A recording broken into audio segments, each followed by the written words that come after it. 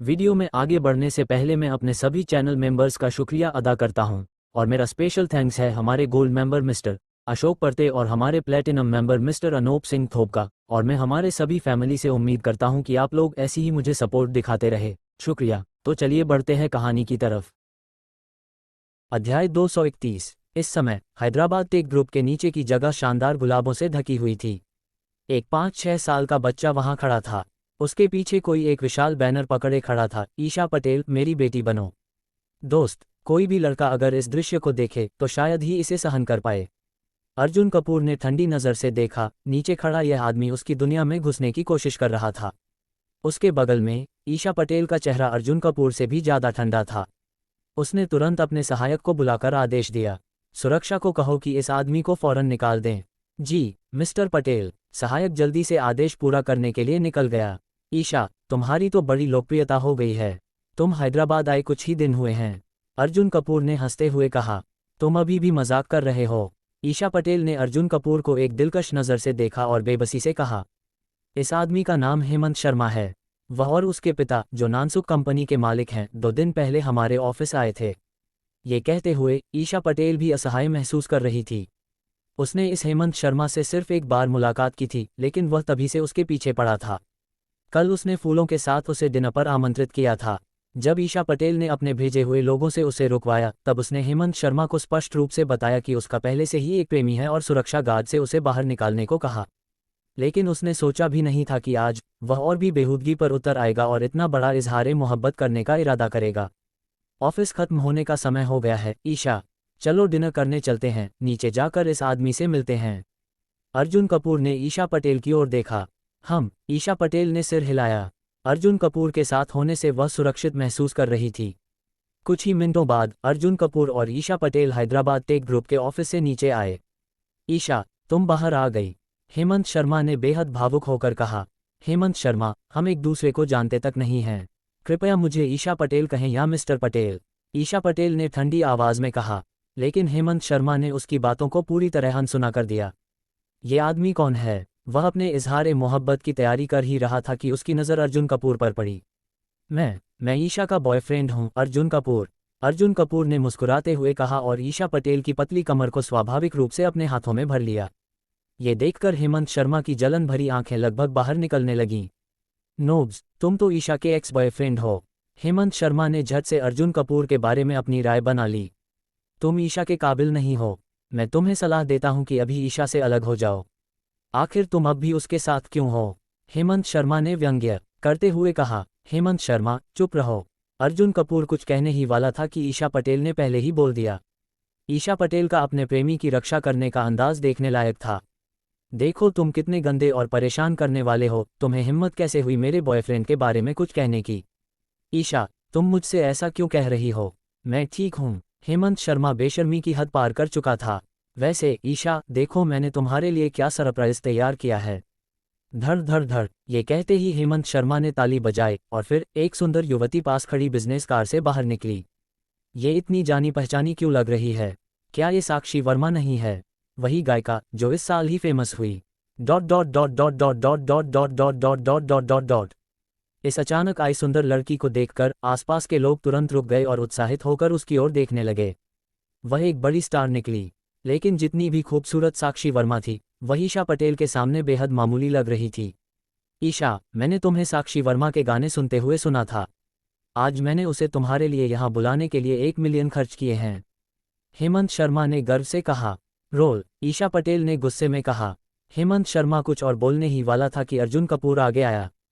तुम रुक जाओ, अर्जुन कपूर ने साक्षी वर्मा को सख्त लहजे में कहा। साक्षी वर्मा चौंक गई। अगर मुझे सही से याद है तो तुम Shreejaya film and television group की अनुबंधित कलाकार हो, सही? अर्जुन कपूर ने कहा। तुम उसे क्यों सुन रही हो? मैंने तुम्हें यहाँ बुलाने के लिए पैसे दिए हैं। हेमंत शर्मा ने साक्षी वर्मा को आदेश दिया। लेकिन इस बार साक्षी वर्मा ने हेमंत शर्मा की बात को अनसुना कर दिया और अर्जुन कपूर की ओर देखा। तुम्हारा नाम क्या है? साक्षी वर्मा ने कांपते हुए पूछा। अर्जुन कपूर, क्या तुम वही मिस्टर अर्जुन हो?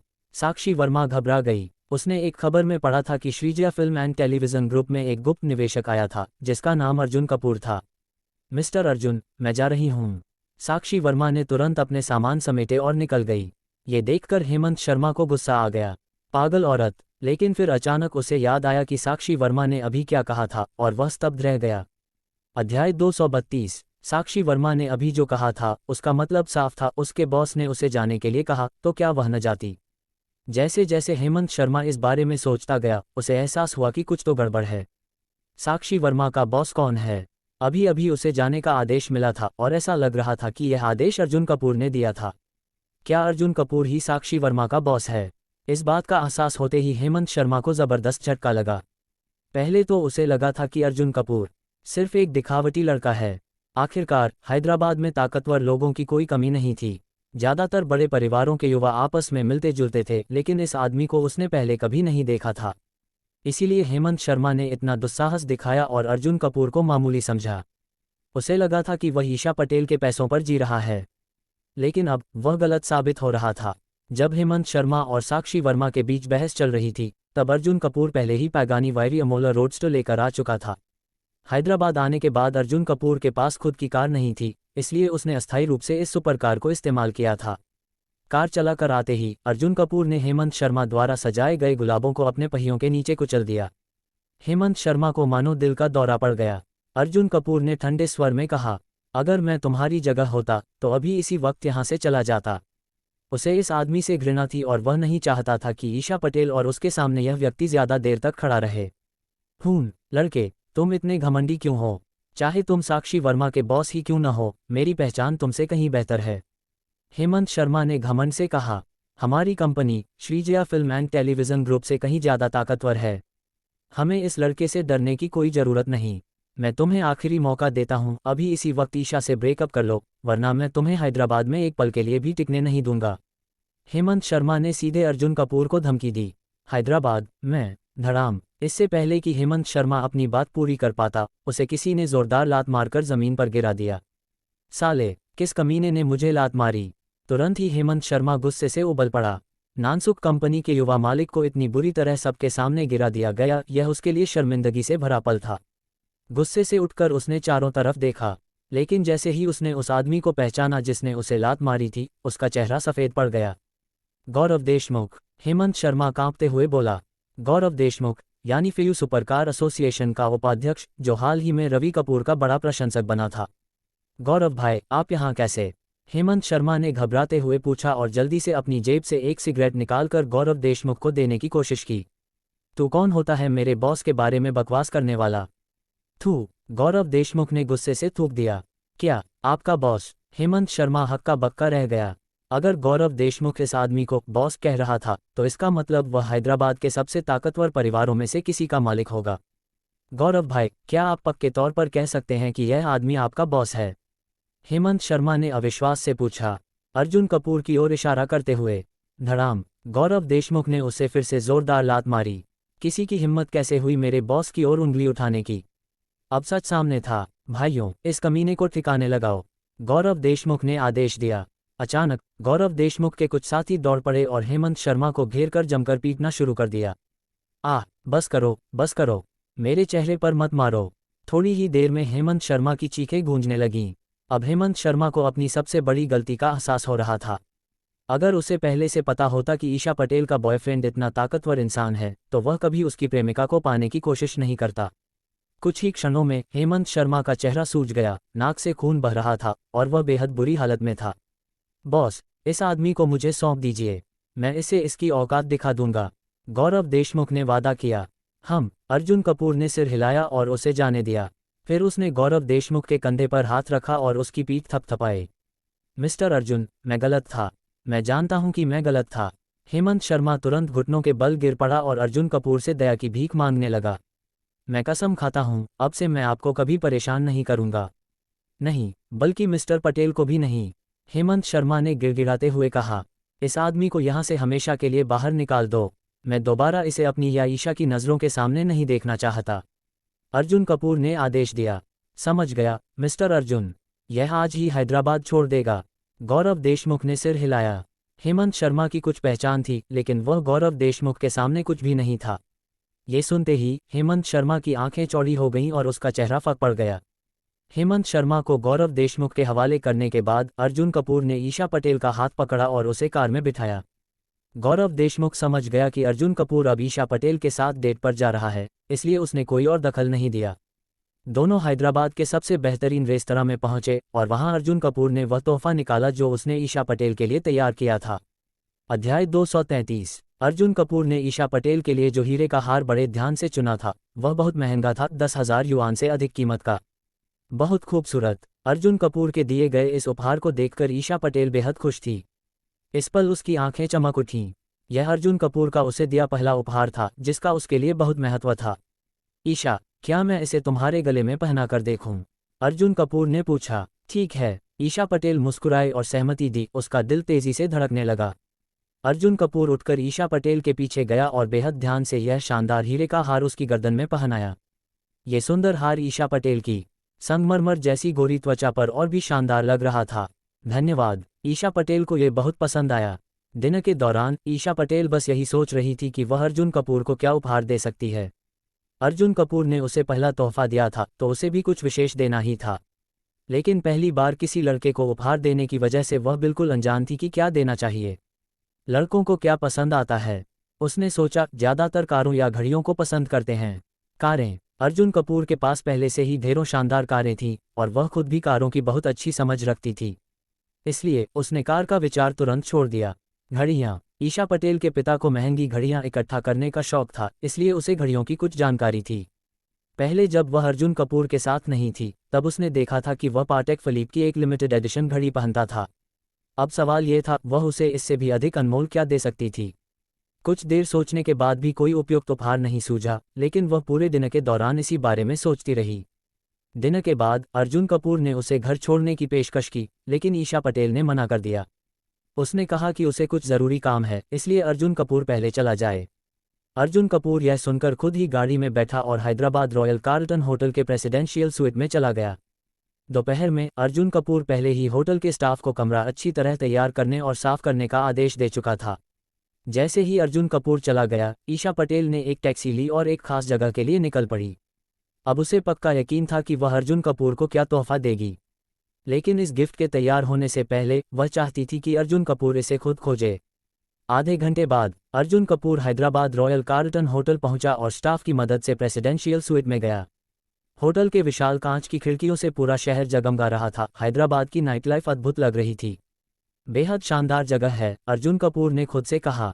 वह हमेशा विला में रहा था, लेकिन इस बार एक बड़े लग्जरी अपार्टमेंट का अनुभव लेना भी सही था। इसी दौरान रेड्डी परिवार के एक विला में प्रणव रेड्डी, जो प्रिया रेड्डी का चचेरा भाई था और जिसे अर्जुन कपूर ने आज दोपहर हवाई अड्डे पर देखा था, अपने साथियों के साथ चर्चा कर रहा था। साला अर्जुन कपूर। प्रणव रेड्डी गुस्से से भरा हुआ था। मिस्टर रेड्डी, क्यों ना आप अपने पिता से बात करें और उनसे मदद मांगें? एक आदमी ने सुझाव दिया। तुम क्या बकवास कर रहे हो? मुझे सिर्फ एक मामूली आदमी से निपटने के लिए अपने पिता से मदद मांगनी पड़ेगी। प्रणव रेड्डी ने हंसते हुए कहा। मैं खुद ही उससे निपट सकता हूँ। मिस्टर रेड्डी को अगर अर्जुन कपूर को सबक सिखाना है तो यह चींटी को कुचलने जितना आसान है। बिल्कुल, अर्जुन कपूर कुछ भी नहीं है। उसके साथी उसकी हाँ में हाँ मिला रहे थे। तभी उनमें से एक को एक नया संदेश मिला। मिस्टर रेड्डी, हमें अर्जुन कपूर के बारे में जानकारी मिली है। आज दोपहर उसने फेयू सुपरकार एसोसिएशन के अध्यक्ष तरुण वर्मा को चुनौती दी थी और उसे हरा दिया। अब वह खुद फेयू सुपरकार एसोसिएशन का नया अध्यक्ष बन गया है। ये सुनते ही सब लोग चौंक गए। क्या अर्जुन कपूर अभी अभी हैदराबाद आया है और वह पहले ही सुपरकार एसोसिएशन का अध्यक्ष बन गया? ये लड़का इतना ताकतवर कैसे हो सकता है? प्रणव रेड्डी ने एक ठंडी मुस्कान दी। फेयू सुपरकार एसोसिएशन, हाँ, इसका मतलब है कि अब मुझे पता है कि अर्जुन कपूर को कैसे हराना है। अब मैं उसे उसकी असली जगह दिखाऊंगा, प्रणव रेड्डी ने गुस्से से कहा और एक योजना बनाने लगा। सुनो, तुम लोग ऐसा करो, उसने अपने साथियों को निर्देश दिए। अगले दिन दोपहर, डिंग, 47वें दिन का इनाम, Shreejaya film and television group के 13% शेयर, जिससे आप अब इस कंपनी के दूसरे सबसे बड़े शेयरधारक बन गए हैं। अब अर्जुन कपूर के पास पहले से ही 25% हिस्सेदारी थी, लेकिन उसे थोड़ी निराशा हुई। बस कुछ और प्रतिशत शेयर होते तो वह सबसे बड़ा शेयरधारक बन जाता। अब उसे Shreejaya film and television group को पूरी तरह से अपने नियंत्रण में लेना था। इसी बीच उसे अचानक एक अनजान नंबर से कॉल आया। हेलो, क्या मैं मिस्टर अर्जुन कपूर से बात कर रहा हूँ? एक 40-50 वर्षीय व्यक्ति की आवाज़ आए। हाँ, मैं अर्जुन कपूर बोल रहा हूँ। मिस्टर अर्जुन, मैं Shreejaya film and television group का चेयरमैन लोकेश धनराज हूँ। मैंने अभी सुना कि आप हमारे दूसरे सबसे बड़े शेयरधारक बन गए हैं। क्या आपके पास समय है ताकि हम मिल सकें? डिंग, मिशन जारी। लोकेश धनराज से मिलने जाओ। इनाम, Shreejaya film and television group के 8% अतिरिक्त शेयर।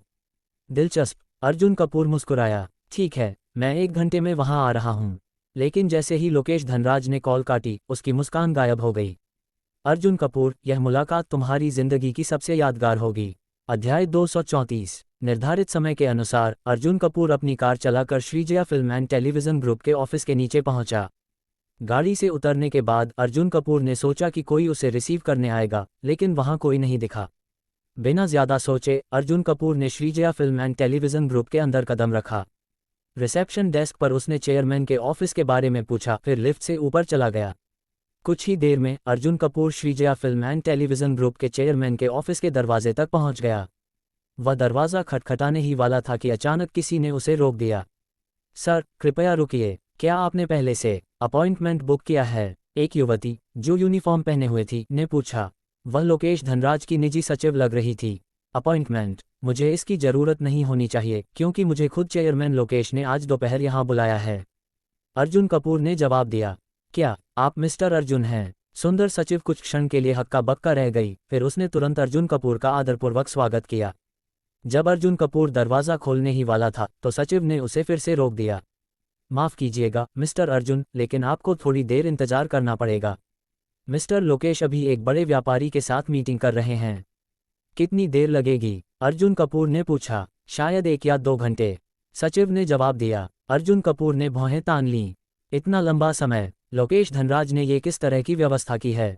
ठीक तभी ऑफिस का दरवाज़ा अचानक अंदर से खुल गया और एक गंजा आदमी बाहर निकला। किसने कहा कि तुम मिस्टर अर्जुन को रोक सकती हो? जैसे ही वह बाहर आया, उसने सचिव को डांटा। यह आदमी कोई और नहीं बल्कि Shreejaya film and television group के चेयरमैन और सबसे बड़े शेयरधारक लोकेश धनराज थे। माफ़ कीजिएगा मिस्टर लोकेश, मैं देख रही थी कि आप विक्रम सिंह सर से बात कर रहे थे, इसलिए। सचिव ने शर्मिंदगी से कहा। विक्रम सिंह हैदराबाद का एक प्रसिद्ध अमीर आदमी था जिसके बड़े संपर्क थे। तो क्या बॉस विक्रम और अर्जुन भाई हैं? डायरेक्टर अर्जुन यहाँ हैं, तो विक्रम सर को भी उनसे बात करनी चाहिए, है ना?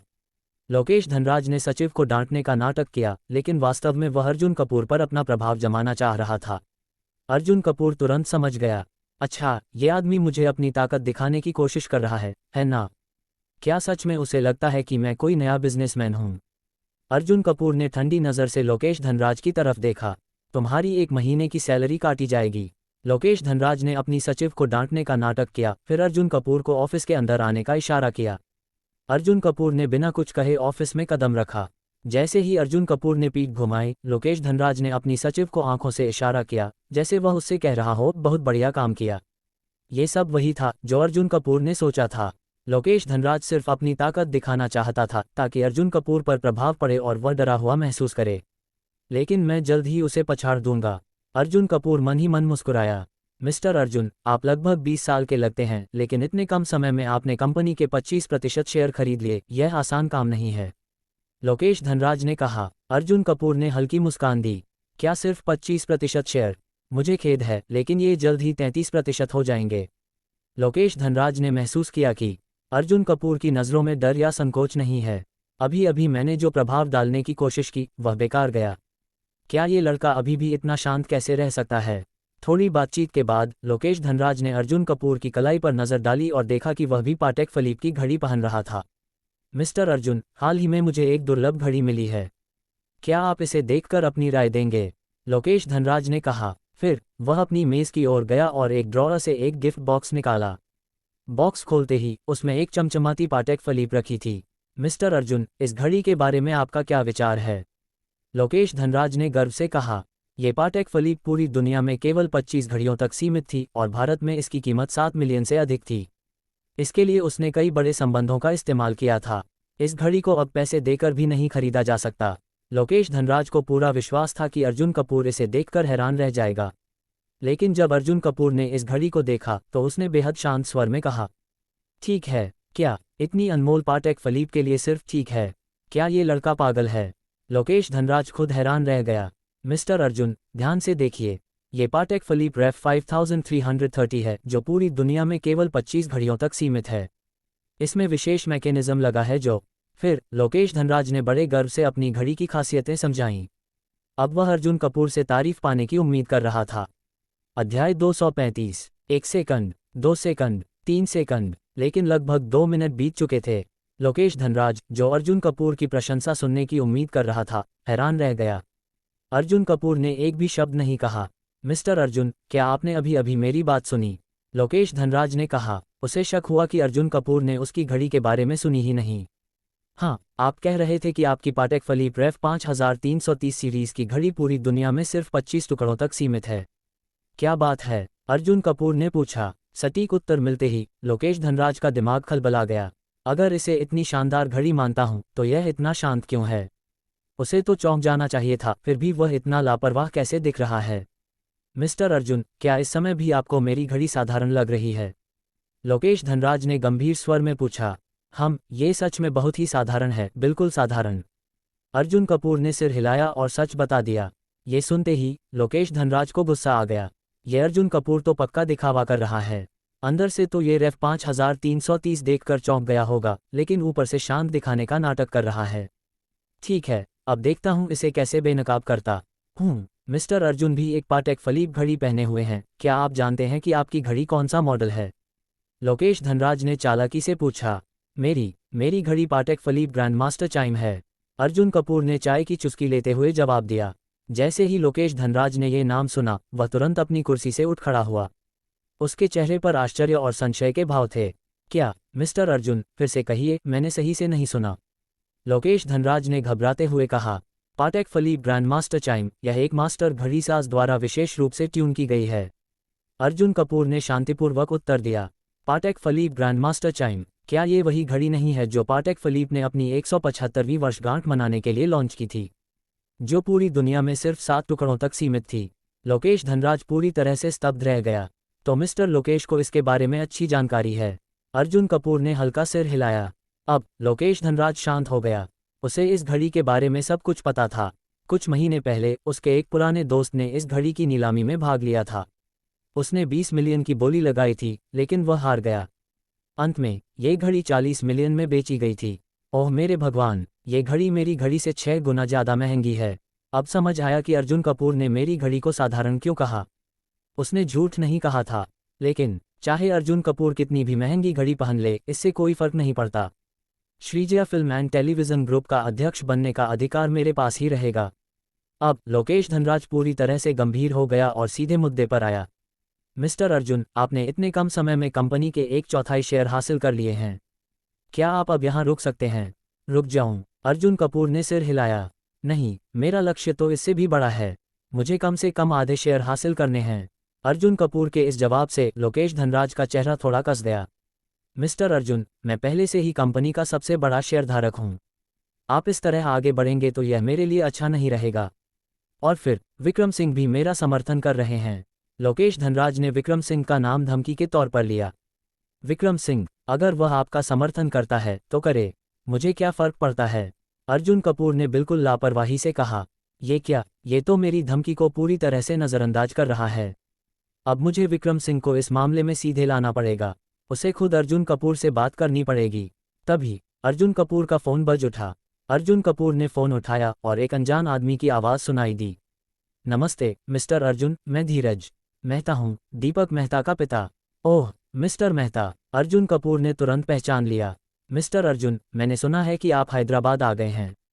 क्या आज आप मेरे घर आ सकते हैं? हाँ, क्यों नहीं। जब आपने मेरा समर्थन किया था, मैंने वादा किया था कि मैं जब भी हैदराबाद आऊँगा आपसे मिलने आऊँगा। अब जब आपने बुलाया है तो मैं ज़रूर आऊँगा। मैं सिंधु गिरी विला नंबर 12 में रहता हूँ। आज यहीं मिलते हैं, आपका स्वागत है, धीरज मेहता ने कहा। सिंधु गिरी विला नंबर 12। जैसे ही लोकेश धनराज ने यह पता सुना, वह पूरी तरह से हक्का बक्का रह गया।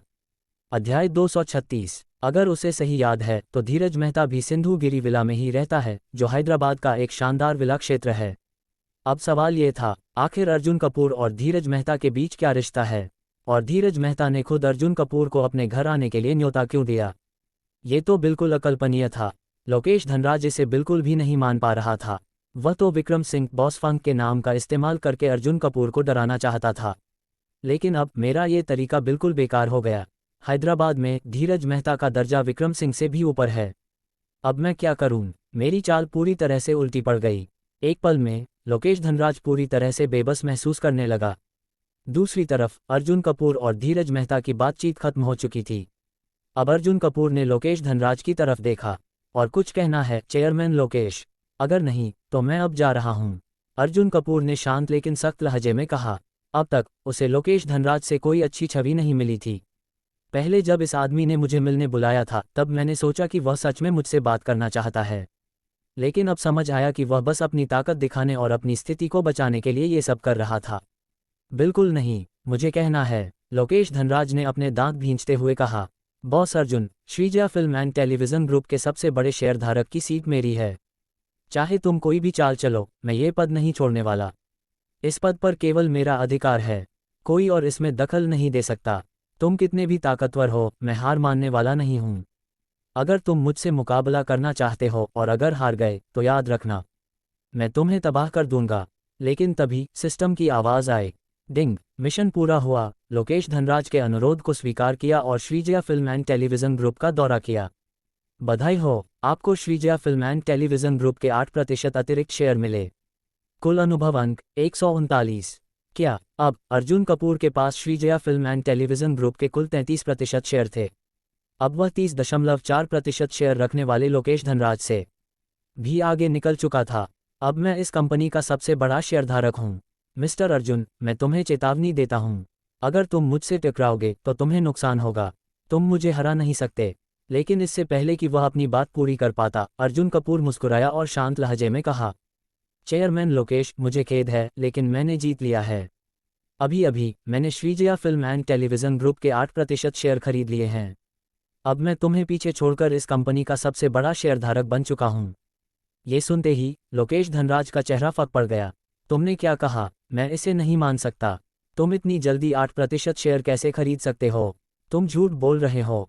लेकिन तभी कंपनी के एक डायरेक्टर का संदेश आया। मिस्टर लोकेश, मैंने अपने 8% शेयर बेच दिए हैं। अब मेरा Shreejaya film and television group से कोई लेना देना नहीं है। क्या यानी अर्जुन कपूर ने सच में 8% शेयर खरीद लिए? अब लोकेश धनराज पूरी तरह से पागल हो गया था। तुमने अपने शेयर क्यों बेचे? और अगर बेचने ही थे तो मुझे क्यों नहीं बेचे? लेकिन जैसे ही उसने डायरेक्टर को मैसेज भेजा, एक लाल रंग का एक्सक्लेमेशन मार्क दिखा। इस यूजर ने आपको ब्लॉक कर दिया है। अब लोकेश धनराज पूरी तरह से बौखला गया। धड़ाम, उसके ऑफिस से चीजें तोड़ने की आवाज आने लगी। दूसरी ओर अर्जुन कपूर वापस हैदराबाद रॉयल कार्लटन होटल पहुंचा। वहां से उसने होटल के रेस्टोरेंट से 2 बोतल रेड वाइन ली। अगर मैं धीरज मेहता के घर जा रहा हूं तो खाली हाथ नहीं जा सकता। ये 2 बोतल वाइन सही रहेंगी, न ज्यादा महंगी न सस्ती। 1.5 घंटे बाद अर्जुन कपूर सिंधु गिरी विला पहुंच गया। डिंग डोंग, अर्जुन कपूर ने दरवाजे की घंटी बजाई। कुछ ही पलों में एक गंभीर और प्रभावशाली व्यक्तित्व वाले व्यक्ति ने दरवाजा खोला। मिस्टर अर्जुन, मैं धीरज मेहता हूं। मेरे साधारण घर में आपका स्वागत है। आपके आने से हमारा घर रोशन हो गया, लेकिन आपको उपहार लाने की जरूरत नहीं थी, ये बहुत औपचारिकता हो गई। धीरज जी, पिछली बार आपने मेरी मदद की थी, इसके लिए धन्यवाद। मिस्टर अर्जुन, मैं भी आपको कुछ खास देना चाहता हूं। थोड़ी देर बाद धीरज मेहता को एक संदेश मिला। मिस्टर अर्जुन, क्या आप गोल्फ टूर्नामेंट में चलना चाहेंगे? वहां एक बहुत ही महत्वपूर्ण व्यक्ति आ रहा है और मैं चाहता हूं कि आप उससे मिलें। अर्जुन कपूर तैयार हो ही रहा था, लेकिन तभी धीरज मेहता ने उसे जबरदस्ती कार में बिठाया और सीधे हैदराबाद इंटरनेशनल गोल्फ कोर्स की ओर रवाना हो गए। अध्याय 237। जब अर्जुन कपूर और Dheeraj Mehta Hyderabad international golf course पहुंचे तब वहां पहले से ही हैदराबाद के कई अमीर लोग मौजूद थे। वे सब भी धीरज मेहता की ही तरह सोच रहे थे। उन्हें भी पता चला था कि एक बड़ी हस्ती यहां आने वाली है, इसलिए वे उससे जान पहचान बढ़ाने के लिए वहां उपस्थित थे। जैसे ही उन्होंने अर्जुन कपूर और धीरज मेहता को आते देखा, उन्होंने बस हल्का सा सिर हिलाया। इन लोगों ने अनायास ही अर्जुन कपूर को धीरज मेहता का कनिष्ठ मान लिया और उसे अधिक गंभीरता से नहीं लिया। धीरज मेहता भी उन्हें समझाने में कोई रुचि नहीं रखते थे। इस समय सबसे महत्वपूर्ण बात थी उस बड़ी हस्ती का इंतजार करना। थोड़ी देर इंतजार करने के बाद भी वह बड़ी हस्ती नहीं आई, जिससे सभी थोड़ा अधीर हो गए। अर्जुन कपूर को पूरी तरह धीरज मेहता यहाँ खींच लाए थे। उसे इस बात की कोई जानकारी नहीं थी कि वह बड़ी हस्ती कौन थी। इस तरह इंतजार करने का क्या मतलब था, इसलिए उसने वहां से जाने का मन बना लिया। जैसे ही यह विचार उसके मन में आया, तभी सिस्टम की आवाज़ सुनाई दी। डिंग। कार्य जारी, थोड़ा और प्रतीक्षा करो, उस बड़ी हस्ती से दोस्ती करो, हैदराबाद में अपने संपर्कों का विस्तार करो और भविष्य में रेड्डी परिवार को नष्ट करने की तैयारी करो। कार्य पुरस्कार, रोनके ग्रुप के 6% शेयर। कार्य पुरस्कार, 147 अनुभव अंक। इस कार्य को देखकर अर्जुन कपूर का जाने का विचार तुरंत ही समाप्त हो गया। इस बार सिस्टम ने उसे रोनके ग्रुप के 6% शेयर इनाम में देने का वादा किया था। रोनके ग्रुप का बाजार मूल्य लगभग 80 अरब था और 6% शेयरों का मूल्य 4.8 अरब के बराबर था। इतनी बड़ी रकम के लिए कुछ देर और रुकने में कोई समस्या नहीं थी। सबसे महत्वपूर्ण बात यह थी कि अर्जुन कपूर के पास पहले से ही रोनके ग्रुप के 24% शेयर थे। यदि वह और 6% जोड़ लेता तो उसके पास कुल 30% शेयर हो जाते। अब उसे कंपनी का सबसे बड़ा शेयरधारक बनने के लिए केवल 3.8% और चाहिए था। इसके अलावा उस बड़ी हस्ती से दोस्ती करना उसके संपर्कों को बढ़ाने में मददगार होता और भविष्य में रेड्डी परिवार से निपटने के लिए सहायक होता। इसलिए अर्जुन कपूर के पास रुकने का पूरा कारण था। बॉस धीरज, ये बड़ी हस्ती आखिर कौन है? अर्जुन कपूर ने जिज्ञासापूर्वक धीरज मेहता से पूछा। ये बड़ी हस्ती इतनी महत्वपूर्ण थी कि धीरज मेहता और हैदराबाद के कई अमीर लोग बिना किसी शिकायत के यहाँ इंतजार कर रहे थे। मिस्टर अर्जुन, ये बड़ी हस्ती हैदराबाद के एक शक्तिशाली व्यक्ति हैं जिनकी पहचान और पृष्ठभूमि बहुत ही खास है। सबसे महत्वपूर्ण बात यह है कि इस बड़ी हस्ती की उम्र आपसे ज़्यादा अलग नहीं है। हो सकता है कि आप दोनों अच्छे दोस्त बन जाएं, धीरज मेहता ने समझाया। आखिरकार वहां मौजूद सबसे युवा व्यक्ति लगभग 40 वर्ष का था, जबकि कुछ तो 50 वर्ष के भी थे। इनकी तुलना में अर्जुन कपूर कहीं अधिक युवा था। युवा लोग आपस में जल्दी घुल मिल जाते हैं और उनके बीच बातचीत के अधिक विषय होते हैं। लेकिन धीरज मेहता ने उस बड़ी हस्ती का नाम नहीं बताया। क्या वह भी युवा है? अर्जुन कपूर और भी अधिक उलझन में पड़ गया। आखिर यह व्यक्ति कौन हो सकता है? कुछ समय और बीतने के बाद जब वह बड़ी हस्ती अब तक नहीं आई तो किसी ने सुझाव दिया कि इंतजार करते हुए वे लोग गोल्फ खेलें। सही कहा, यह एक अच्छा विचार है। चूंकि सभी लोग इंतजार करते हुए ऊब चुके थे, इसलिए यह प्रस्ताव सभी को पसंद आया। सभी लोग बाहर आए और गोल्फ खेलना शुरू किया, लेकिन लंबे समय तक खेलने के बावजूद कोई भी बॉल को होल में नहीं डाल सका। मिस्टर अर्जुन, क्यों ना आप भी कोशिश करें? धीरज मेहता ने सुझाव दिया, ये देखकर कि अर्जुन कपूर कैमरे की तरफ देख रहा था। अर्जुन कपूर ने थोड़ा सोचा और सिर हिलाया। ठीक है, कोशिश कर सकता हूँ। ये सोचकर अर्जुन कपूर ने एक गोल्फ क्लब उठाया और आगे बढ़ा। उसने दूर स्थित होल पर निशाना साधा और एक स्वच्छंद झटके से क्लब घुमाया। तुरंत ही गोल्फ बॉल हवा में एक खूबसूरत पैराबोला बनाती हुई आगे बढ़ी और अंततः सीधे होल में गिर गई। Hole in one. ये दृश्य देखकर वहां मौजूद सभी अमीर लोग दंग रह गए, जिन्होंने काफी समय तक खेला था लेकिन सफल नहीं हो सके थे। पूरे मैदान में अचानक सन्नाटा छा गया।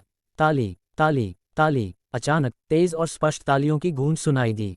अर्जुन कपूर ने आश्चर्य से मुड़कर देखा तो पाया कि कुछ दूरी पर एक काले गाउन में खड़ी, आकर्षक चेहरे और चमकते लाल होठों वाली एक महिला मुस्कुराते हुए ताली बजा रही थी। यह महिला बहुत प्रभावशाली प्रतीत हो रही थी। वह वहां खड़ी थी जैसे कोई महारानी। धीरज मेहता ने परिचय करवाया। मिस्टर अर्जुन, मैं आपका परिचय करवाता हूँ। ये हैं वैदेही देशमुख, मिस्टर बाई, हमारी हैदराबाद की महिला योद्धा। मिस्टर अर्जुन की गोल्फ स्किल्स बहुत शानदार हैं, बस ठीक ठाक ही हैं। वैदेही देशमुख ने उसकी ओर रहस्यमयी नज़रों से देखा और फिर एक कप चाय उठाकर अर्जुन कपूर की ओर बढ़ी। मिस्टर अर्जुन, आपने बहुत मेहनत की, कृपया ये चाय लें। पूरा माहौल शांत हो गया। सभी लोग हैरानी से देख रहे थे। वैदेही देशमुख इतनी सम्मानजनक क्यों देख रही थीं? धीरज मेहता भी दंग रह गए। क्या अर्जुन कपूर और वैदेही देशमुख पहले से एक दूसरे को जानते थे? अर्जुन कपूर ने चाय का कप थाम लिया और तभी उसे एहसास हुआ। यह कोई सम्मान की निशानी नहीं, बल्कि एक परीक्षा थी। अध्याय 238। अभी अभी के पहले क्षण में अर्जुन कपूर ने वैदेही देशमुख से चाय का प्याला लेने की कोशिश भी नहीं की। वैदेही देशमुख ने चाय का प्याला बहुत मजबूती से पकड़ रखा था। आपको पता होना चाहिए कि अर्जुन कपूर को सिस्टम से शीर्ष लड़ाकू कौशल और अत्यधिक शारीरिक शक्ति मिली थी। इसके बावजूद वह पहली बार में वैदेही देशमुख से चाय का प्याला नहीं ले सका। उसी क्षण अर्जुन कपूर को एहसास हुआ कि वैदेही देशमुख कोई साधारण महिला नहीं, बल्कि एक माहिर योद्धा थी। कोई आश्चर्य नहीं कि वह एक महिला होते हुए भी हैदराबाद की सबसे प्रभावशाली हस्तियों में से एक बन सकी थी। ये जानने के बाद अर्जुन कपूर तुरंत समझ गया कि वैदेही देशमुख ने उसे चाय क्यों दी और उसे पकड़ाने की कोशिश क्यों की। वह केवल ये जांचने के लिए ऐसा कर रही थी कि अर्जुन कपूर की शारीरिक शक्ति और कौशल कितने प्रभावशाली हैं। परीक्षण शुरू। अर्जुन कपूर तुरंत गंभीर हो गया। पहले उसने इस पर ध्यान नहीं दिया था और इसे हल्के में लिया था, इसलिए उसने चाय का प्याला नहीं ले पाया था। लेकिन अब जब वह इसे गंभीरता से ले रहा था तो स्थिति पूरी तरह बदल गई। जैसा कि अर्जुन कपूर ने अनुमान लगाया था, वैदेही देशमुख ने पहली बार अपना अहंकार छोड़कर किसी के लिए चाय डाली थी। उसने ऐसा केवल इसलिए किया क्योंकि उसने अर्जुन कपूर की गोल्फ खेलते समय की शारीरिक गति को देखा था। इससे उसे ये संदेह हुआ कि अर्जुन कपूर एक पेशेवर खिलाड़ी और एक उच्च स्तरीय योद्धा हो सकता है। लेकिन वह पहली मुलाकात में सीधे पूछ नहीं सकती थी, इसलिए उसने चाय का परीक्षण करने का फैसला किया। बॉस, अर्जुन थोड़ा कमजोर हैं, क्या उनमें ज़्यादा ताकत नहीं है? वैदेही देशमुख ने व्यंग्यात्मक लहजे में कहा, यह देखकर कि अर्जुन कपूर ने पहली बार में चाय का प्याला नहीं लिया। सच में? अर्जुन कपूर ने हल्की मुस्कान के साथ उत्तर दिया। अगले ही क्षण वैदेही देशमुख को कुछ अजीब लगा। इससे पहले कि वह प्रतिक्रिया दे पाती, चाय का प्याला पहले ही अर्जुन कपूर के हाथ में आ चुका था। पहला दौर, वैदेही देशमुख हार गई। मिस्टर अर्जुन वास्तव में अद्भुत हैं, वैदेही देशमुख ने गहरी सांस लेते हुए कहा। अब वह 100% सुनिश्चित थी कि अर्जुन कपूर एक योद्धा और एक उच्च स्तरीय फाइटर है, जिसकी शक्ति उससे कम नहीं बल्कि बराबर या अधिक हो सकती है। लेकिन ये जानने के बाद भी वैदेही देशमुख निश्चिंत नहीं हुई, बल्कि और भी अधिक सतर्क हो गई। वह पूरी तरह से चौकन्नी हो गई और किसी भी समय प्रतिक्रिया देने के लिए तैयार थी। हैदराबाद के अंडरवर्ल्ड में एक महिला होकर इतनी ऊंचाई तक पहुंचना आसान नहीं था। वैदेही देशमुख सिर्फ एक सुंदर औरत नहीं थी, बल्कि एक ताकतवर और खतरनाक व्यक्ति थी। और अब अर्जुन कपूर जैसा एक रहस्यमयी आदमी उसके सामने था, जिसकी पहचान और उद्देश्य स्पष्ट नहीं थे। उसके दुश्मन कभी कभी उसकी हत्या की कोशिश कर सकते थे, इसलिए वह पूरी तरह से सतर्क थी और सोच रही थी, क्या अर्जुन कपूर सच में एक दोस्त है या छिपा हुआ दुश्मन? दूसरी तरफ माहौल बदल चुका था। अन्य लोग, जो इस टकराव से अनजान थे, सोच रहे थे कि अर्जुन कपूर और वैदेही देशमुख हंसी मजाक कर रहे हैं। यह आदमी कौन है? ये कैसे संभव है कि उसे बॉस वैदेही का इतना सम्मान मिल रहा है? उसकी असली पहचान क्या है? हर कोई असंतुष्ट महसूस कर रहा था। धीरज मेहता ने ये सब सुना और मुस्कुराते हुए जोर से कहा, बॉस वैदेही, मैंने अभी ठीक से परिचय नहीं कराया था, अब स्पष्ट कर देता हूँ। Mister Arjun Patek Philippe group के सबसे बड़े शेयरधारक और अध्यक्ष हैं। जैसे ही यह बात बाहर आए, पूरे गोल्फ कोर्स पर मौत सा सन्नाटा छा गया। क्या? पैटेक फिलिप के सबसे बड़े शेयरधारक और अध्यक्ष? हर कोई अर्जुन कपूर को अविश्वास से घूरने लगा। अरे भगवान, ये साधारण सा दिखने वाला लड़का इतना ताकतवर निकला। अब वही लोग जो अर्जुन कपूर को तुच्छ समझ रहे थे, उसके पास आकर उसकी प्रशंसा करने लगे और उसे अपनी जान पहचान बढ़ाने लगे। नमस्ते मिस्टर अर्जुन। नमस्ते अध्यक्ष अर्जुन, मैं लोहित ग्रुप का चेयरमैन हूँ। अध्यक्ष अर्जुन। अब हर कोई अर्जुन कपूर को प्रभावित करने की कोशिश कर रहा था। वैदेही देशमुख की नज़र में बदलाव। वैदेही देशमुख अब पूरी तरह से निश्चिंत हो गई। पैटेक फिलिप ग्रुप का अध्यक्ष कोई हत्यारा नहीं हो सकता, लेकिन फिर भी अर्जुन कपूर उसे और भी अधिक रहस्यमयी लगने लगा। वह सिर्फ एक बिजनेसमैन नहीं, बल्कि एक खतरनाक योद्धा भी है। दिलचस्प। अब वैदेही देशमुख की दिलचस्पी अर्जुन कपूर में बढ़ गई। सिस्टम की घोषणा। डिंग। कार्य पूरा हुआ। बड़े लोगों से दोस्ती करो, हैदराबाद में अपने संपर्कों को बढ़ाओ और रेड्डी परिवार को नष्ट करने की तैयारी करो। बधाई हो, आपको रेयान ग्रुप के 6% शेयर मिले। शेयर अधिग्रहण समझौता आपके होटल अध्ययन कक्ष में रखा गया है। 147 अनुभव अंक प्राप्त हुए। अब अर्जुन कपूर के पास रेयान ग्रुप के 6% शेयर थे, जिससे उसकी संपत्ति 4.8 अरब और बढ़ गई। साथ ही उसने वैदेही देशमुख और अन्य हैदराबाद के अमीर लोगों से संबंध बना लिए थे, जिससे उसकी नेटवर्किंग भी मजबूत हो गई। अब वैदेही देशमुख ने कुछ देर अर्जुन कपूर से औपचारिक बातचीत की, फिर वहां से चली गई। अर्जुन कपूर भी सोच रहा था, वैदेही देशमुख साधारण महिला नहीं है, उसका असली मकसद क्या है? उधर एक रहस्यमय आगंतुक। इसी दौरान प्रणव रेड्डी के रेड्डी विला में एक विशेष अतिथि आया। यह आगंतुक वही व्यक्ति था जो आगे चलकर अर्जुन कपूर के खिलाफ सबसे बड़ी चुनौती बनने वाला था। अध्याय 239। यह विशेष अतिथि और कोई नहीं बल्कि तरुण वर्मा था, जो वायुपुंज सुपरकार एसोसिएशन का पूर्व अध्यक्ष था और जिसे अर्जुन कपूर ने पहले पराजित किया था। प्रणव रेड्डी पूर्व में सुयंबो अर्जुन कपूर से निपटना चाहता था और उसने योजना बनाई कि वह वायुपुंज सुपरकार एसोसिएशन से शुरुआत करेगा। इस योजना में उसने तरुण वर्मा के साथ सांठगांठ कर ली थी।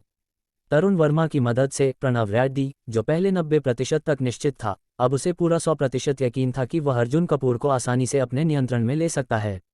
षड्यंत्र की शुरुआत। जैसे ही तरुण वर्मा अंदर आया, उसने प्रणव रेड्डी का सम्मानपूर्वक अभिवादन किया। नमस्ते मिस्टर प्रणव। प्रणव रेड्डी की पृष्ठभूमि और शक्ति के सामने तरुण वर्मा पूरी तरह से कमजोर महसूस कर रहा था। ठीक है, अगर मैं तुम्हारी मदद करूं और तुम्हें दोबारा अर्जुन कपूर को चुनौती देने दूं, तो क्या तुम वायुपुंज सुपरकार एसोसिएशन की अध्यक्षता उससे छीन सकते हो?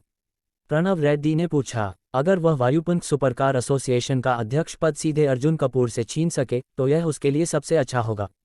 अर्जुन कपूर अभी अभी अध्यक्ष बना था, लेकिन वह ठीक से अपनी कुर्सी पर बैठ भी नहीं पाया था कि उसे बाहर कर दिया जाता। इस दृश्य की कल्पना करके प्रणव रेड्डी को अत्यंत संतोष मिला। हाँ, लेकिन तरुण वर्मा ने सिर झुका लिया। हालांकि वह ये कहने वाला था कि मुझे पूरा विश्वास है, लेकिन जैसे ही उसने अर्जुन कपूर की ड्राइविंग स्किल्स के बारे में सोचा, वह खुद भी अनिश्चित हो गया। अगर हमें उसे हराना है तो हमें देश के शीर्ष रेसिंग ड्राइवरों को बुलाना होगा। कम से कम वे देश के टॉप 20 में होने चाहिए, बल्कि टॉप 10 में होना बेहतर होगा। तरुण वर्मा ने सुझाव दिया। टॉप 10 रेसिंग ड्राइवरों को बुलाना। इस स्तर के ड्राइवरों को बुलाना आसान नहीं था और इसके लिए बहुत पैसा भी खर्च होता। हालांकि प्रणव रेड्डी के लिए पैसा कोई समस्या नहीं थी, लेकिन उसके पास इस क्षेत्र में कोई संपर्क नहीं था। इसके अलावा अगर इतने शीर्ष स्तर के ड्राइवरों को बुलाया जाता तो इसमें कम से कम कुछ दिन लग जाते। लेकिन प्रणव रेड्डी अब और इंतजार नहीं करना चाहता था। वह चाहता था कि अर्जुन कपूर आज ही परेशान हो जाए और पूरी रात तनाव में रहे। इसलिए उसने गुस्से में कहा, बेकार आदमी, जब सबसे अच्छी रणनीति संभव नहीं है तो हमें मध्यम रणनीति अपनानी होगी। 3 स्तरीय योजना। प्रणव रेड्डी ने अर्जुन कपूर से निपटने के लिए 3 योजनाएं बनाई थीं। उच्च रणनीति बेस्ट प्लान शीर्ष ड्राइवरों को बुलाना। मध्यम रणनीति एक अच्छी योजना के साथ किसी दूसरे तरीके से हराना। निम्न रणनीति सीधे बल प्रयोग करना। अब जब उच्च रणनीति संभव नहीं थी तो उसने मध्यम रणनीति अपनाने का फैसला किया। मैं तुरंत लोगों से संपर्क करता हूं और कल दोपहर तक तुम्हारे साथ काम करने के लिए तैयार हो जाऊंगा। प्रणव रेड्डी ने आदेश दिया। अब तुरंत जाओ और तैयारी करो। कल का खेल असली दिखना चाहिए। तरुण वर्मा ने सिर हिलाया। अब यह उसका मौका था कि वह वायुपुंज सुपरकार एसोसिएशन का अध्यक्ष बनने के लिए अपनी खोई हुई प्रतिष्ठा वापस हासिल करे। इसके बाद दोनों ने कल की योजना के हर छोटे बड़े पहलू पर चर्चा की। अंतर्राष्ट्रीय गोल्फ कोर्स में वैदेही देशमुख ने कुछ समय बिताने के बाद वहां से जाने की तैयारी कर ली। वह यहां सिर्फ इसलिए रुकी थी क्योंकि हैदराबाद के अमीर लोग वहां मौजूद थे। अगर केवल 1 या 2 लोगों ने उसे बुलाया होता तो वह बिल्कुल भी नहीं आती। लेकिन जाने से पहले वैदेही देशमुख ने अर्जुन कपूर की ओर देखा। पहले वह केवल 3-4 मिनट रुकने वाली थी, लेकिन अब वह 20 मिनट से अधिक समय तक वहां रुकी थी। अर्जुन कपूर की पैटेक फिलिप ग्रुप के बॉस के रूप में पहचान और उसकी अत्यधिक शक्तिशाली स्किल्स ने वैदेही देशमुख का ध्यान आकर्षित किया था। इसलिए जाने से पहले वह अर्जुन कपूर के पास आए और मुस्कुराते हुए पूछा, क्या मिस्टर अर्जुन को चाय पीना पसंद है? हाँ, मुझे चाय पसंद है। अर्जुन कपूर ने सिर हिलाते हुए उत्तर दिया। मैं हाल ही में चाय कला सीख रही हूँ। मैं परसों आपको चाय पर आमंत्रित करती हूँ। आशा है कि आप इसे स्वीकार करेंगे। वैदेही देशमुख ने आमंत्रण दिया। पूरे हॉल में सन्नाटा। सभी उपस्थित लोगों के चेहरे आश्चर्य से भर गए। क्या वैदेही देशमुख ने कभी किसी को खुद चाय पर आमंत्रित नहीं किया? लेकिन फिर उन्होंने सोचा, अर्जुन कपूर केवल पैटेक फिलिप ग्रुप का बॉस ही नहीं, बल्कि एक शक्तिशाली योद्धा भी है। अब उनकी हैरानी धीरे धीरे प्रशंसा में बदलने लगी। ये देखना दिलचस्प होगा। समय के अनुसार देखेंगे। अर्जुन कपूर ने विनम्रता से उत्तर दिया, न तो हाँ कहा और न ही इनकार किया। वैदेही देशमुख ने अधिक कुछ नहीं कहा और वहां से चली गई। सिस्टम का इनाम। डिंग। 48वें दिन का इनाम 100% कोएनिग्सेक स्वामित्व। अब आप कोएनिग्सेक के एकमात्र मालिक बन गए हैं। 48 घंटे के अंदर कोएनिग्सेक के पूर्व मालिक आपसे संपर्क करेंगे। कृपया अपना फोन चालू रखें। 100% स्वामित्व। अर्जुन कपूर को अपनी आंखों पर यकीन नहीं हुआ। अब वह दुनिया की सबसे प्रतिष्ठित सुपरकार कंपनी कोएनिग्सेक का पूर्ण स्वामी बन चुका था। ये कंपनी इतनी प्रतिष्ठित थी कि इसकी मार्केट वैल्यू $5 अरब से भी अधिक थी। अगर मैं कोएनिग्सेक की बिक्री बढ़ाने का कोई तरीका निकालूं तो इसकी मार्केट वैल्यू आसमान छू सकती है। अर्जुन कपूर ने सोचा, लेकिन तभी उसका फोन बज उठा। वायुपुंज सुपरकार एसोसिएशन से एक आपातकालीन कॉल आई थी। अध्यक्ष महोदय, जल्दी आइए, एसोसिएशन में कुछ गड़बड़ हो रही है। अध्याय 240। अर्जुन कपूर की आंखें संकीर्ण हो गईं। घबराओ मत, पहले बताओ कि क्या हुआ। अध्यक्ष महोदय, अभी अभी विवेक खन्ना अचानक अपने गुंडों के साथ आया और हमारी एसोसिएशन के मुख्यालय को घेर लिया। इतने सारे गुंडों से घिरे होने पर डरना स्वाभाविक था। रुको, यह विवेक खन्ना कौन है? अर्जुन कपूर ने स्थिति को समझने के लिए पूछा। ओह, सही कहा अध्यक्ष महोदय, आप तो अभी हाल ही में सोनागढ़ आए हैं, शायद इसलिए आप उसे नहीं जानते होंगे। सामने वाले व्यक्ति को अचानक याद आया और उसने अर्जुन कपूर को समझाते हुए कहा, विवेक खन्ना हमारी हैदराबाद की बड़ी हस्तियों में से एक है, लेकिन ताकत के मामले में वह सबसे औसत है, बल्कि सबसे निचले स्तर पर। असली समस्या यह है कि विवेक खन्ना का स्वभाव बहुत ही गर्म है। वह किसी की नहीं सुनता और बिना परिणाम सोचे काम करता है। क्या पहले से ही एसोसिएशन और उसके बीच कोई विवाद था? अर्जुन कपूर अब और अधिक उलझन में पड़ गया।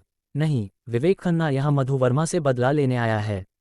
उसका कहना है कि मधु वर्मा ने उसके साथ छल किया और वह बदला लेना चाहता है। वायुपंख सुपरकार एसोसिएशन के एक सदस्य ने निराशा में जवाब दिया। मधु वर्मा कौन है? मधु वर्मा वायुपंख सुपरकार एसोसिएशन की महिला सदस्यों में से एक थी। दूसरे सदस्यों की तुलना में मधु वर्मा की पारिवारिक स्थिति बहुत सामान्य थी। उसकी कुल संपत्ति केवल कुछ करोड़ों में थी, लेकिन वह बहुत ही सुंदर और आकर्षक थी। इसलिए उसके कई प्रशंसक और चाहने वाले थे। विवेक खन्ना ने धमकी दी कि अगर हमने मधु वर्मा का साथ दिया तो वह हमारी पूरी एसोसिएशन को नष्ट कर देगा। एसोसिएशन के सदस्य पहले तो विवेक खन्ना से बातचीत करना चाहते थे और यहां तक कि उसे पैसा देकर मामला सुलझाना चाहते थे, लेकिन विवेक खन्ना ने कोई बात नहीं सुनी और साफ इनकार कर दिया। सदस्यों के सामने अब कोई विकल्प नहीं बचा था, लेकिन वे एक पुरुष संगठन होते हुए भी मधु वर्मा को विवेक खन्ना के हवाले करके उसे संकट में नहीं डाल सकते थे। इसलिए स्थिति अटक गई थी। अध्यक्ष महोदय, मामला गंभीर होता जा रहा है। क्या आपको यहाँ आना चाहिए? वायुपंख सुपरकार एसोसिएशन के किसी सदस्य ने सुझाव दिया। ठीक है, मैं तुरंत वहां आ रहा हूं। अर्जुन कपूर ने सहमति दी। एक अध्यक्ष होने के नाते अगर ऐसी स्थिति उत्पन्न हुई है तो उसे उसका सामना करना ही होगा। इस समय लोगों का भरोसा बनाए रखना सबसे महत्वपूर्ण था। 20 मिनट बाद अर्जुन कपूर अपनी कार में वायुपंख सुपरकार एसोसिएशन के मुख्यालय पहुंचा। वहां पर गुंडों का एक बड़ा समूह पूरी इमारत को घेरे हुए था। दूसरी ओर एसोसिएशन की दूसरी मंजिल पर तरुण वर्मा एक रहस्यमयी मुस्कान के साथ खड़ा था। वह इस क्षण का बेसब्री से इंतजार कर रहा था। आखिरकार अर्जुन कपूर यहां आ गया। विवेक खन्ना को यहां लाने का असली उद्देश्य उसे परेशानी में डालना था। ये सब प्रणव रेड्डी की साजिश थी। विवेक खन्ना, जो बाहर हंगामा कर रहा था, दरअसल प्रणव रेड्डी द्वारा भेजा गया था। इसी वजह से विवेक खन्ना इतनी हिम्मत दिखा रहा था और वायुपंख सुपरकार एसोसिएशन के सदस्यों को तुच्छ समझ रहा था। षड्यंत्र का असली उद्देश्य, योजना ये थी, अर्जुन कपूर को मजबूर किया जाए कि वह मधु वर्मा को विवेक खन्ना को सौंप दे। इससे अर्जुन कपूर की एसोसिएशन में साख गिर जाएगी और उसे सभी सदस्य त्याग देंगे। इसके बाद तरुण वर्मा सामने आएगा, विवेक खन्ना को चुप करा देगा और मधु वर्मा को बचाएगा। इससे वायुपंख सुपरकार एसोसिएशन का समर्थन अर्जुन कपूर से हटकर तरुण वर्मा की तरफ चला जाएगा। प्रणव रेड्डी को यकीन था कि अर्जुन कपूर, जो अभी हाल ही में हैदराबाद आया था, के पास इस स्थिति से निपटने का कोई तरीका नहीं होगा। अब ये देखना दिलचस्प होगा कि अर्जुन कपूर इस परिस्थिति से कैसे निकलता है। संघर्ष की शुरुआत। अध्यक्ष महोदय यहाँ हैं। एसोसिएशन के सदस्यों ने अर्जुन कपूर को आता देखा और सभी आश्चर्यचकित रह गए। अर्जुन कपूर ही हमारी आखिरी उम्मीद है। इन चर्चाओं को सुनकर विवेक खन्ना ने भी मुड़कर देखा और अर्जुन कपूर को अपनी ओर आते देखा। शिकार आ ही गया। विवेक खन्ना के चेहरे पर एक विजय भरी मुस्कान आ गई। अब असली नाटक शुरू होने वाला था। क्या तुम ही वायुपंख सुपरकार एसोसिएशन के अध्यक्ष हो? तुम्हें 3 मिनट देता हूं, मधु वर्मा को मेरे हवाले कर दो। अगर नहीं किया तो अंजाम भुगतने के लिए तैयार रहो। विवेक खन्ना ने धमकी दी। हाँ, कितनी बड़ी बड़ी बातें कर रहे हो, अर्जुन कपूर ने ठंडी आवाज में कहा। फिर उसने विवेक खन्ना को पूरी तरह नजरअंदाज कर दिया और सीधे एसोसिएशन के मुख्य द्वार की ओर बढ़ गया। विवेक खन्ना के गुंडे एक दूसरे को देखने लगे और उन्होंने रास्ता छोड़ दिया। मधु वर्मा डरी हुई थी। अंदर पहुंचते ही अर्जुन कपूर ने तुरंत मधु वर्मा को खोजा। वह डर के मारे कांप रही थी, उसका चेहरा सफेद पड़ चुका था। मत घबराओ, बताओ क्या हुआ, अर्जुन कपूर ने उसे भरोसा दिलाया। घटना की असली कहानी। मधु वर्मा ने उसे कल रात की पूरी घटना बताई। कल रात उसकी एक दोस्त के साथ वह एक रेस्तरां गई थी। वहां पर विवेक खन्ना था, जिसने उसे छेड़ने की कोशिश की। मधु वर्मा ने उसे खरी खोटी सुनाई और वहां से चली गई। लेकिन अब विवेक खन्ना बदला लेने आया था। ये बेहद घटिया हरकत है। क्या ये किसी भावना का विवाद है? ये तो जबरदस्ती है। एसोसिएशन के सभी सदस्य गुस्से में आ गए। मत डरना, जब तक मैं हूं कोई तुम्हें छू भी नहीं सकता, अर्जुन कपूर ने दृढ़ता से कहा। ये सुनकर एसोसिएशन के सदस्य अर्जुन कपूर की तारीफ करने लगे। अब सभी ने महसूस किया कि उनका अध्यक्ष सच में एक सच्चा योद्धा था। सामना अर्जुन कपूर बनाम विवेक खन्ना। चलो अब विवेक खन्ना से मिलते हैं। अर्जुन कपूर ने कदम बढ़ाया। ऊपर से तरुण वर्मा खड़ा था, पूरी स्थिति का मजा लेते हुए। क्या हुआ? 5 मिनट हो गए, लेकिन अब तक तुमने उसे नहीं सौंपा। अब मैं सिर्फ वायुपंख सुपरकार एसोसिएशन को नष्ट नहीं करूंगा, बल्कि तुम्हें भी बर्बाद कर दूंगा, विवेक खन्ना ने घमंड से कहा। लेकिन अर्जुन कपूर के चेहरे पर अब भी वही ठंडी मुस्कान थी।